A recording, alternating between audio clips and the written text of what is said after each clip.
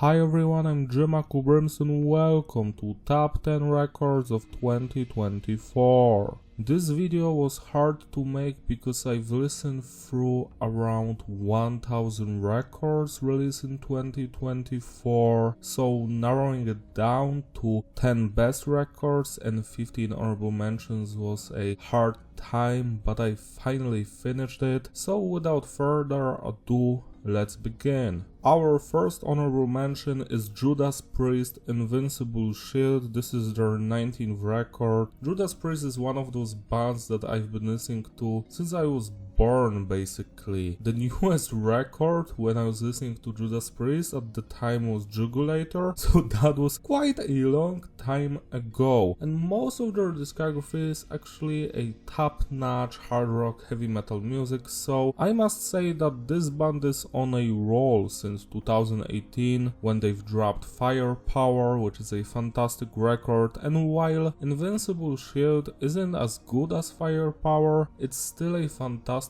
record. I enjoy most of the songs here. Those musicians are very old. Some of them are almost 80 and they're still dropping some hits, some great songs. Like for example, Giants in the Sky is my favorite song from this release. The Serpent and the King sounds like something from the Painkiller record. We've got Vicious Circle, which is a great bonus song. As God Is My Witness has some cool drum parts. Sounds of Thunder has great atmosphere. There aren't that many songs that are memorable. Still, listening to this record from beginning to the end is a great time, and it's easily in my top 10 Judas Priest records. That's for sure. Check it out if you enjoy heavy metal music. To the Grave, Everyone's a Murderer.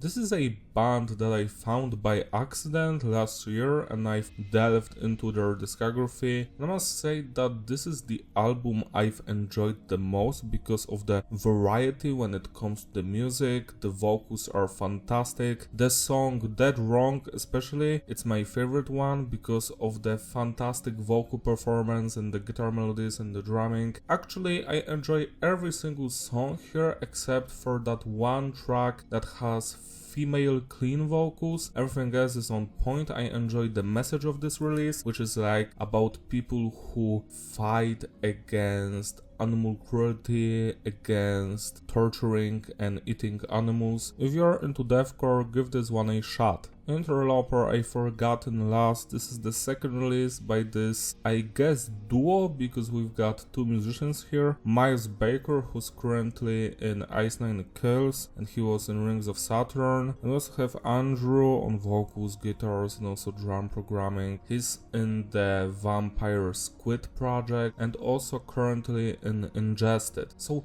those two dudes dropped a fantastic record because I love A Forgotten Lost, especially the song My Flame Deadened. I just love the singing there. The voice of Cinder ever grow. I don't remember how my flame deadened. Something like that. The single version is better than the album one. It's actually funny to me because from what I understand, they were already finishing this record like up in 2022-2023, but they decided to work on it more and write some more songs. So we have some singles from 2022 and 2023 that didn't make the cut for the release, like for example the song Sanctum, which is fantastic, and I had to put it on the favorite tracks because I don't understand why it's not on the record. Something that is quite interesting about A Forgotten Lost is that this record is much more heavier compared to their debut Search Party. We've got more growling, more screaming, more death metal influences, and for me it's a big plus because I did not enjoy Search Party. Hearing this one, it was a massive surprise that I've actually enjoyed most of the songs here, and while this still isn't as good as those instrumental songs Interloper was dropping back in 2014 and 15, and it's also not as good as their first EP, that one that had the song Silence on it, it's still good and I cannot wait for their next release. release. Fit for an Autopsy, The Nothing That Is, another fantastic release from this band. Will Putney cannot do anything wrong even if he tried. This one is a step up from the previous release, which had awful production. I don't know why, because it was Will Putney and he never let me down, but that previous record, it sounded awful compared to this one and the previous releases. So I enjoyed the production here. The band decided to incorporate more clean singing than before, and the singing actually does work. It doesn't bother me at all, like the chorus in Hostage. Heavy is the ground of sorrow. It sounds good. We have some true bangers here, like the title song, The Nothing That Is. It's the best song by a mile compared to everything else here, but the other tracks like Last for the Severed Head, Savor of None, Ashes of All, those are also crushing tracks. The Silver Sun is a fantastic closer and Red Horizon is a good single, so I enjoy everything I've heard on this release. And also I wanted to mention that the cover art here is fantastic. It's even better than the music. Nick Nocturnal, How to Metal Volume 3. So back in 2023-2024, Nick had that series where he would just do a song in a style of a band, and usually he was spot on, he was dead on, and this volume to me personally was one of the better ones. I still consider volume 1 to be the best one. Volume 2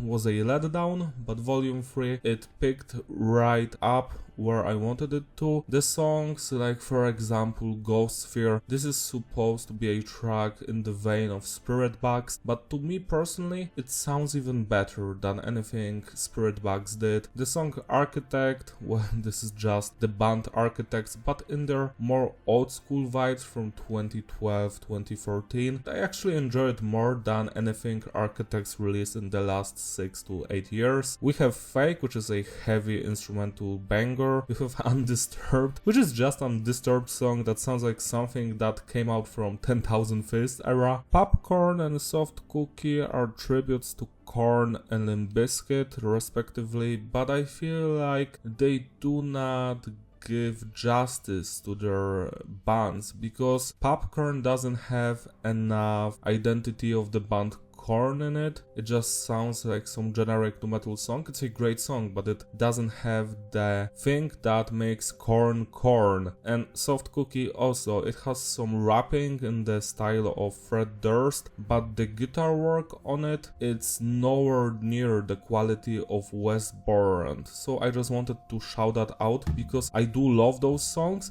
They're fun to listen to, but I feel like they weren't accurate enough to represent the bands they claim to. Besides that, this is a fantastic record that you should check out if you enjoy metalcore and nu metal music. Next we have Job for a Cowboy, Moon Healer. So we had to wait for this release for over 10 years, but it was worth the wait. This is like a sequel to the previous record, Sun Eater, I think. The previous one is my favorite from Job for a Cowboy. This one isn't on the same scale, like it's not on the same level, but still it's a fantastic prog death release. The song Beyond, The Chemical Doorway, The Forever Rat, those ones are my favorite ones. I love coming back to them. Into the Crystalline Crypts and The Agony Sleeping Storm, also great tracks. Overall, the entire record has its own vibe and it's fun from beginning to the end, even if some of the other songs do not hit 100% with me. It's still a great journey that I urge you to check out. Even if you don't listen to death metal music, just give this one a shot, because you might fall in love with it. No Cure, I Hope I Die Here. So No Cure is a straight edge band that combines hardcore and death metal music in a sense that the songs are very short, but they're relentless and heavy as hell. Some of the tracks here, like Your Children Will Drown and The Basement Beneath the Fountain, those are are just amazing stuff from beginning to the end. Hang Me From the Bible Belt, also a fun time, that's for sure. This is a very short album, it's below 20 minutes, some people even call it an EP, but it's not an EP because the band said that it's an album, so you cannot go against the band. This is an album, it's a very fun time, even if it's very short, and I cannot wait for another release from this band, because this one is heavy, it's straight to the point. If you enjoy hardcore death metal music, give this one a shot, especially if you're straight edge as me, because the lyrics, well, they slap. Next we've got Blood Incantation, Absolute Elsewhere. This is a prog death release that garnered a lot of positive attention, positive recognition. Everyone loves this one, even that bald dude Fantano. And I must say that I do understand the appeal. The songs are well crafted, the prog and death metal elements complement each other very well. I love the guitar riffs, especially in the song The Message.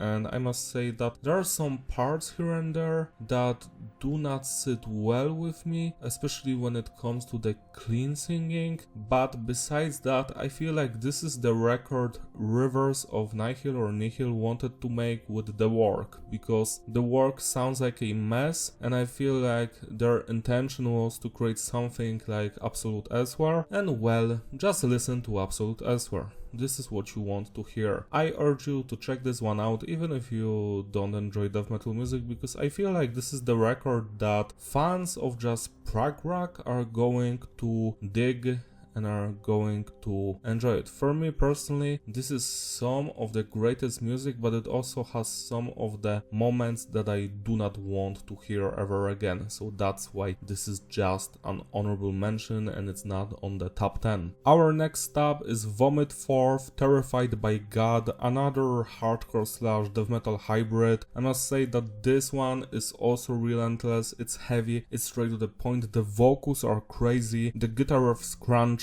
I love the breakdowns, especially in the song Fixation on the Narrative, Sacred Apple, Rotting Wolf, Victim Impact Statement, all of that stuff slaps. I just love this record. Even if half of the songs aren't that memorable, it's still a fun time from beginning to the end. Next we've got Night Versus, Every Sound Has a Color in the Valley of Night. A very long title. I must say that this record, I was waiting for it quite a bit. I think they've released this one in two parts, part 1 in 2023 and then the second part 2024. I don't know why they've done so, probably to remind people that they exist, and I must say that this record is a fun time. It has some of their best songs. I love Arrival, Love in a Liminal Space, Glitching Prisms, which features Brandon Boyd, the vocalist of Incubus, great work, Bound to You, Plague Dancer, Seance, which features Justin, the bassist of Tool, Phoenix 5, another installment in the Phoenix series, another banger track. Overall, I feel like this record is not as good as the previous one from the Gallery of Sleep. That one had a perfect combination of slower paced and heavier, faster tracks, and here I feel like there's too much of the more slower and songs to chill out to. If they would add more heavier tracks on this release, I feel like it would flow better. That's my only complaint about this release. Overall, it's a fantastic prog metal release. It's instrumental, so almost no vocals except 2 to 3 songs I think, and even if there are vocals here, they do sound great. So yeah, check this one out. Underneath from the God of Gaia. So this record is a very interesting hardcore, deathcore, even nu metal hybrid here and there. It's one of the albums that was completely removed from the face of the internet. You can still find it on YouTube I think, and even some of the pirate sites still have it, but it was scraped because the band underneath decided to change members and directions. So instead they've released something else and they went into more grindcore, heavier and faster approach to their music. This might annoy the band, but I feel that they've made a massive mistake because their newest music isn't that great, to be honest, and this record, it slaps, it's a banger. I remember torturing my nephew with it in a car. We were driving somewhere and I was just playing songs from this release like Stochastic Terror. This is the best underneath song, Stochastic Terror. You need to hear that one. Anton Syndrome is also fantastic. Big Blue is a great opener. Terrible Misdeeds, also great time. The second Great Dying in Galicia, great stuff. This sounds like the old school Code Orange with a little bit of nu metal thrown into it. So that's like the sound of this release, and I just love every single thing about it, except for the fact that some of the songs are a little bit too chaotic for me. Like, there should be more variety. Kublai Khan, Texas, Exhibition of Prowess. Everyone knows this release. It's a hardcore record through and through. Antpile 2 became a meme, which is hilarious to me because I remember listening to it before it became a meme. I was like, yeah, this song is so good. Another standout song is A Hopeless Fate, which features Jamie Jasta of Hatebreed. I love the final breakdown in this song. It's such a simple 000 on the guitar. Dum, dum, dum, dum, dum, dum, dum. There's nothing more to it, yet it's so primal and so heavy that it just works. Low Tech, Darwinism and 972 are also fantastic songs. Overall, it's a very fun time, even if half of the songs have no identity and they sound very similar to each other. It's still a great release and I cannot wait for more. 13. Lost Souls. This is a project started by Zik. The idea behind this is to release a record every single year on the Friday 13th, and last year we had Lost Souls. I must say that this was probably my second or third favorite release from them. There's more variety here, while it's still primarily a nu metal album. It features some references and influences from the deathcore and metalcore genre. Not that much, but it's present here, especially in the vocal department. We get some growling and screaming. It's an interesting thing to listen to. The song Strychnine Lang is the highlight here. Lost Souls and Grey, also fantastic stuff. Grey has a beautiful chorus, I love the singing in it. Overall, I feel like this is like an 8 out of 10 or 9 out of 10 release because of the fantastic vocal performance, interesting songs. It's still not as good as the record Sick, that was the second 13 release, which I just love because it has my favorite songs. Still, I highly recommend it because I was listening to this one a lot in 2024 and 2025. Next we have A Night in Texas, Digital Apocalypse. This release is interesting because it's a return to form after god-awful EPs from 2021 and 2. Like, they've decided to split their latest album into 2 EPs, and both of the EPs sucked ass. Nothing interesting, nothing memorable about them. It didn't even sound like A Night in Texas, to be quite honest. I was so disappointed by them, and then this thing comes out and we have some new members. From the previous release we only have the founding member, Corey Judd, the guitarist. We've got Zach on the drums, and everyone else is new. We've got new vocalist Sam, new rhythm guitarist Tommy, and new bassist David, and this is the closest the band has sound to their 2015 EP, so that's a big plus to me because this record sounds like A Night in Texas. The guitar riffs are very similar to their best record.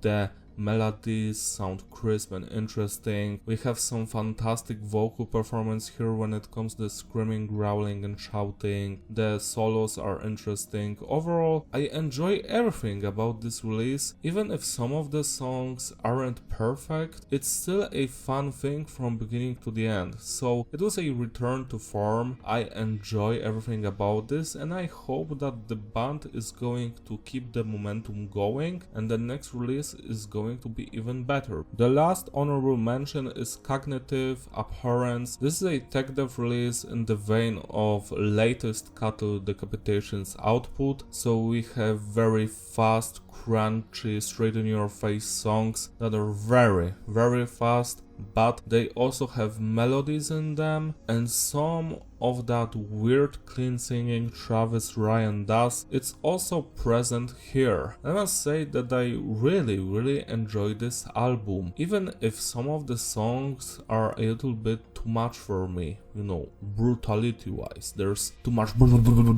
not enough melodies and clean singing, but still it's a fun time. The title song slaps, As the Light Fades, Containment Bridge, those are also highlights. The song Rat Eternal is a B-side that didn't make the cut, and I have no idea why, because it's better than most of the album, so you have to listen to Rat Eternal, give it a spin, it's a good time. Also Lunar, Psychopathy and Rorschach, great songs. Overall the vocalist is giving us some of his best growling and screaming and also singing. The guitarist's work is flawless, same with the bass lines which you can actually hear, and the drumming. Check this one out. On the 10th place we've got POD with Veritas. This is a comeback record after 6 years of doing basically nothing. It's also the first POD record where we don't have the original drummer because he's on hiatus, just like Fieldy from Korn. Instead we've got Roman Diaz doing some of the drumming. The rest of the band members are the original guys, so we've got Sonny on the vocals, Marcus on the guitars and Trey on the bass. I've enjoyed this release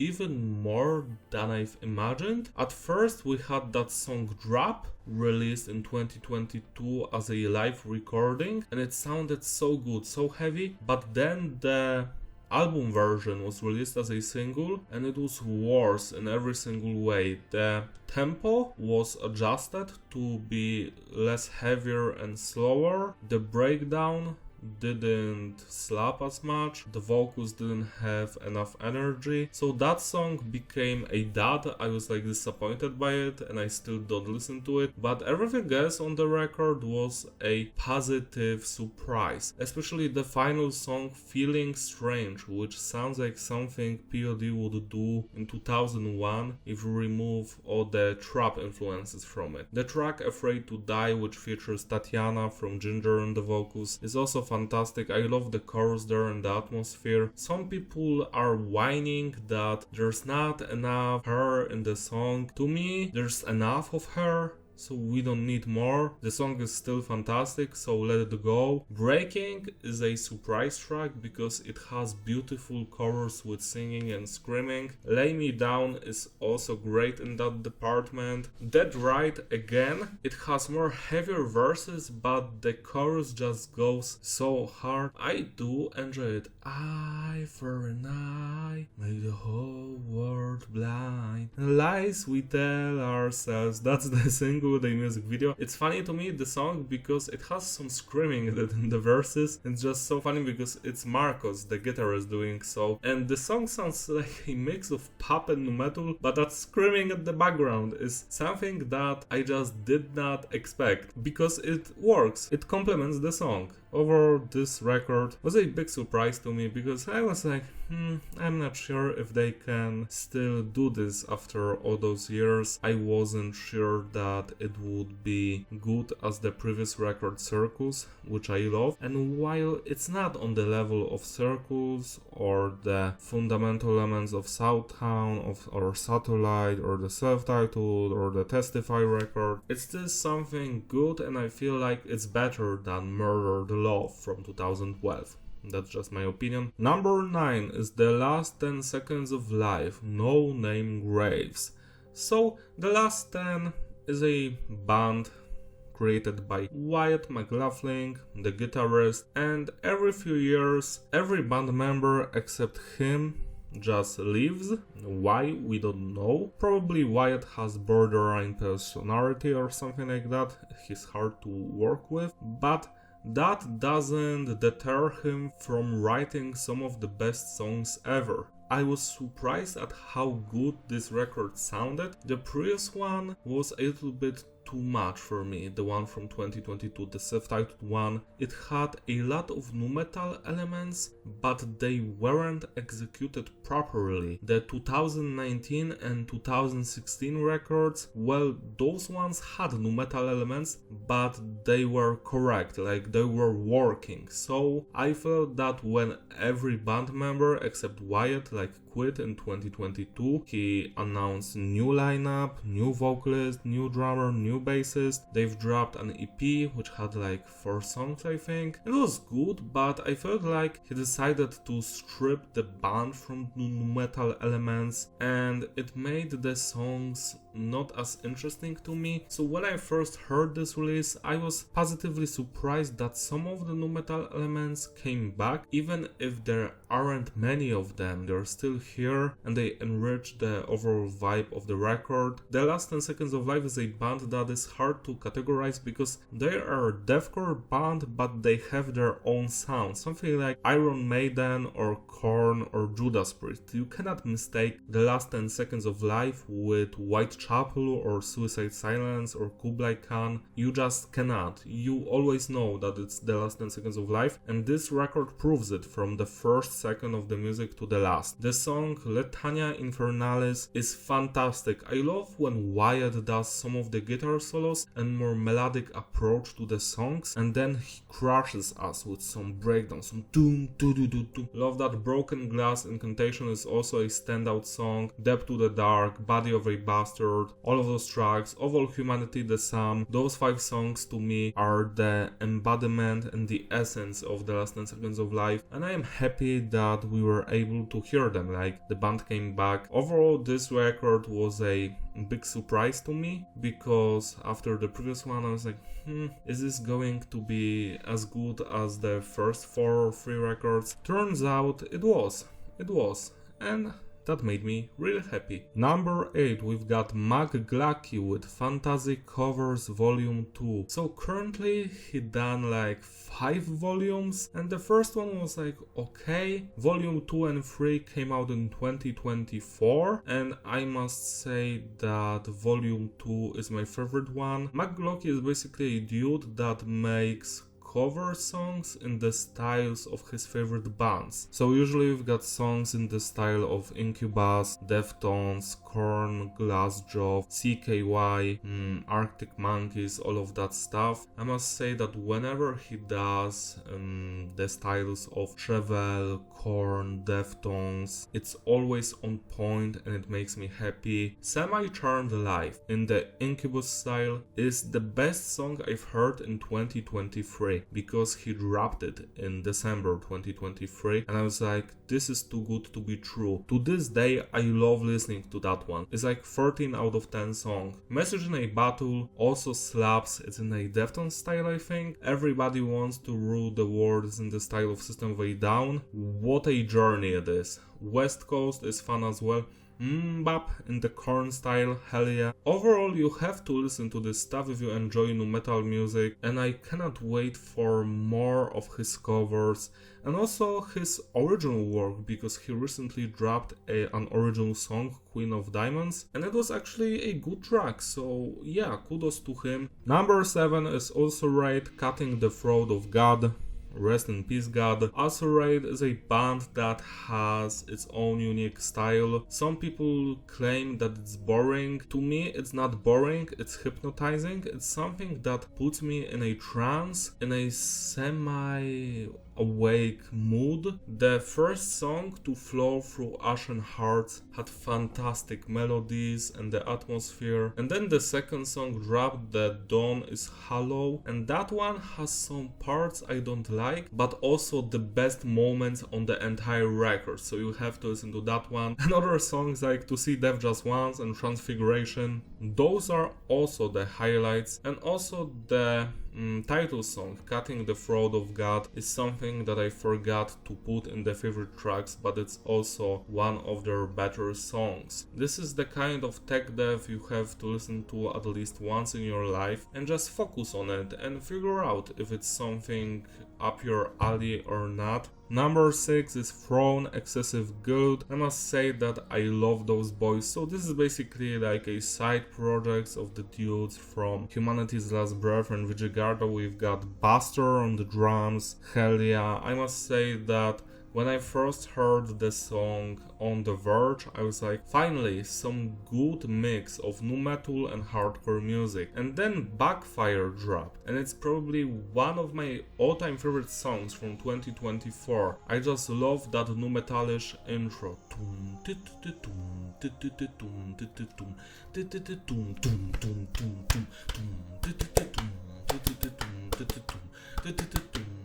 Wow! I just love the pick scraping here, the harmonics, the grooves, the style, the precision. You don't bite and fall, you're fragile. On the Verge is also fantastic. Look at Me, Night So Done, Ignored. Overall, the only flaw of this release is the length, because it's not that long, and some of the songs are too similar to each other. Number 5 is Shush Purgator. This is a side project of Luke Griffin, the vocalist of Acrania, Scribe of Existence, Human Era, and other interesting deathcore bands. What makes this project special for me is Luke's voice, his growling, screaming, "Send them to the slaughterhouse, Bree!" And it makes me so sad that Acrania is not releasing any new music currently, and while Shush is mostly trap project, there are some guitars and drums here and there, like on the track Young Drilla, and also the ability of Luke to just choose the right beats for his music. Overall, the beats here on this release are fabulous. The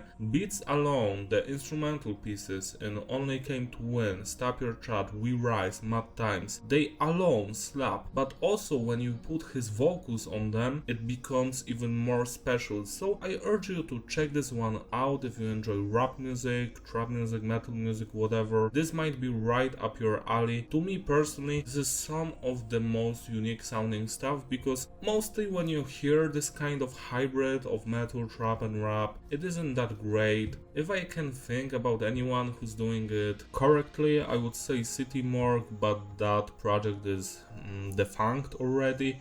So we only have Shush because Ghostmain and Suicide Boys, they suck ass, so we only have Shush to have some good trap metal hybrid. Check this one out, you're going to love it. Number 4 is Knocked Loose, You Won't Go Before You're Supposed To. This is probably the most recognizable and respected record from 2024. They even won a Grammy with the song Suffocate they've done with Papi, which was like the last song written for the release as a joke in like an hour. So yeah, sometimes jokes win Grammys.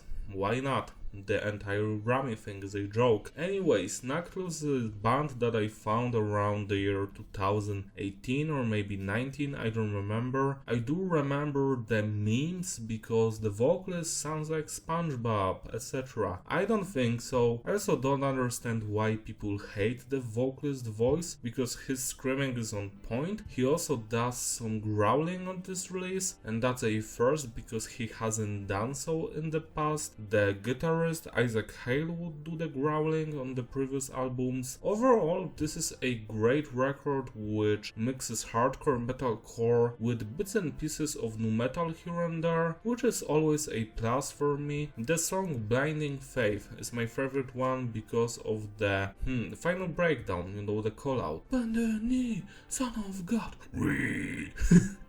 It's just so much fun. Don't Reach For Me also has fantastic instrumental work and vocals. Sit and Mourn, probably the most underrated song from this release. The Calm That Keeps You Awake, fantastic nucore track. First is a great opener, Piece by Piece, also a song that not many people remember, but it's one of the highlights for me. Yeah, this was a fantastic record that I still listen to from time to time. I've doomified the entire thing on this channel so people can listen to the Doom MIDI version of this album. Overall, I see no flaws in this release. It's fun from beginning to the end. Check it out if you haven't yet. Number 3 is Linkin Park From Zero. The biggest surprise for me was that the Linkin Park decided to come back and they've hired a woman as the vocalist after Chester's passing. I was very skeptical when this Emptiness Machine was released as a single. I was like, why is this song sounding like the third record? And then Heavy as the Crown was released as a single, and I was even more unhappy because at the time I was like, again a song that is like copying Faint and sounding worse than the original. But then the record came out and I was listening to it and listening to it and listening to it, and I've already heard it over 100 times, and I must say that it actually slaps. It's the best LP record since Meteora. I love some of the songs here. Two-Face sounds like the first record. Cut the Bridge sounds like the best song from Minutes to Midnight era. I Gave You Everything I Have is something special to me. One of the better songs, that's for sure. Unshatter is fun as hell, another song that has beautiful chorus and vocals. Casualty is a heavy song similar to the Hunting Party record because it has that hardcore punk edge to it. Overflow is one of those experimental songs that you want to listen to all the time. I feel like this record was slightly inspired by other band called Enter Shikari because some of the songs have that vibe to them, and also I feel like they've decided to make like a best of compilation but with new music where they would just write songs in the style of their own band, and every song represents a different era of Linkin Park, because we even have that garbage track Over Each Other, which is like supposed to echo the One More Light or maybe 1000 Sounds, whatever era of the band. I cannot stand Over Each Other, sorry guys. But overall I enjoyed this record. It's so high up on this list even when it's not perfect because I've just been listening to it almost all the time and it doesn't let you go. I just want to hear it again and again. I want to sing Cut the bridge we're on, going to a soul. Also the song Let You Fade is great. I didn't have any space to write it down the favorite tracks, but it's also fantastic. So yeah, From Zero, great job. Second best release of 2024 is Rapscallion Crowded Rooms. This is probably the most interesting hybrid I've ever heard. He took two genres that shouldn't mix well and mixed them perfectly. So on the other hand we have death metal, 7 and 8 string guitars, tremolo riffs, blast beats, and we also have Midwestern emo. So very melodic, atmospheric, slightly positive but also sad sounding melodies all the time, and they're mostly playing at the same time, those two genres. So for example the song Celebrity, Asinine, those are some heavy bangers, like guitar wise, drum wise, but at the same time we're hearing those Midwestern emo melodies in the background, and those things are not clashing, like they are actually complementing each other. Constant Barrage is another song that I just love, that very evil sounding tremolo riff, and we have those acoustic passages in the background while the heavy death metal stuff is happening, but it just works, like it fits. I must say that I just love everything about this release. It's one of those records that I'm going to remember in 10 and 20 years time as something groundbreaking and new sounding. Like there wasn't any other record in 2024 that sounded fresh like this one. You have to listen to it. Even if you're not interested in both of these genres, I feel like you might find some songs here that are going to catch your attention. For me, those were Celebrity, Asinine, Constant Barrage, What's Wrong With Me, Now I'm Riff, and No Sorrow Tomorrow. Those are the songs that I've heard hundreds or even thousands of times already, and I'm not seeing myself stopping anytime soon. I just want to listen to this. And finally, the best record of 2024 is Death Is Little More by the band Boundaries. When I've heard this record, I had no expectations towards it. It's just released and I was like, yeah, let's check it out. But from the moment I pressed play and listened for the entire thing, I've embarked on a journey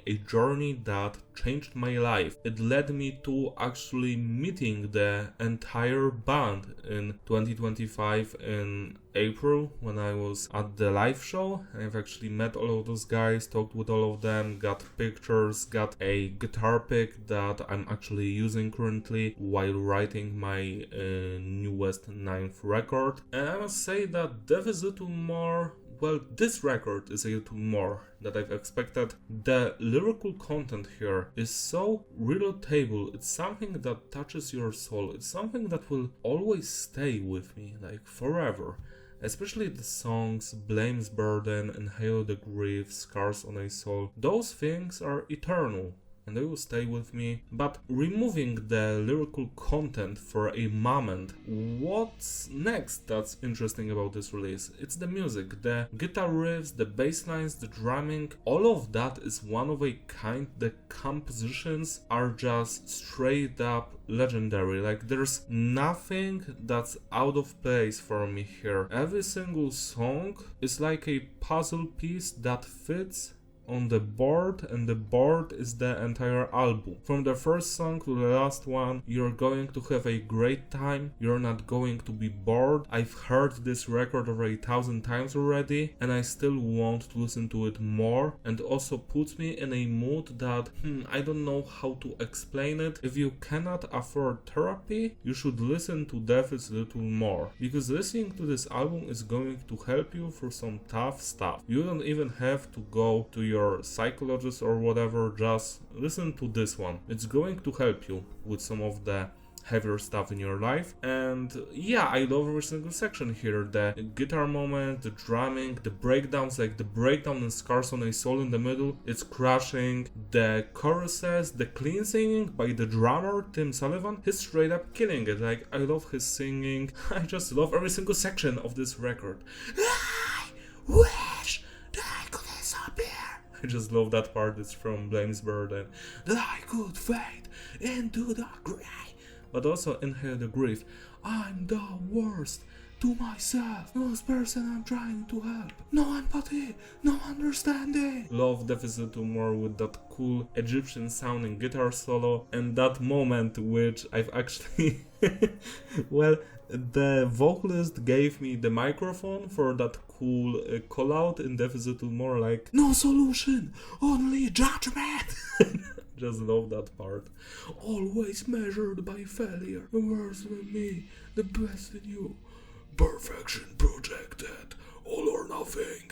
All or nothing. So yeah, I remember every single section of every song. I've done a lyric video of the entire record, so you can actually find it on this channel right now. So go check it out. I'm sure you're going to enjoy this release, even if you're not a fan of hardcore and metalcore music, because this is something more than genres, at least to me. This sounds fresh, this sounds like a classic metal release that's going to be remembered in 500 years time. Like, no one is going to forget about it after hearing this. So that's one of the reasons why I consider this to be the best record of 2024. And it wasn't even a contest to me. Like, it was from the moment I've heard this album, I knew that nothing would top it from #1 spot. Like, it would be really hard to win with this record, and I just wonder what this band is going to do next, because the previous records, while they're great, they're nowhere near the quality of this one. So I just hope that they keep that quality in the future. So that was my list. Thank you for checking it out. Write down in the comment section your favorite records of 2024. I would love to hear from you. Give this video a like, subscribe, follow me on my Instagram, link in the description. Shout out to all of my Patreon supporters who graciously sponsor these videos. You're all truly wonderful. You can join them if you want, so I can make more videos like this one. See you next time. Bye!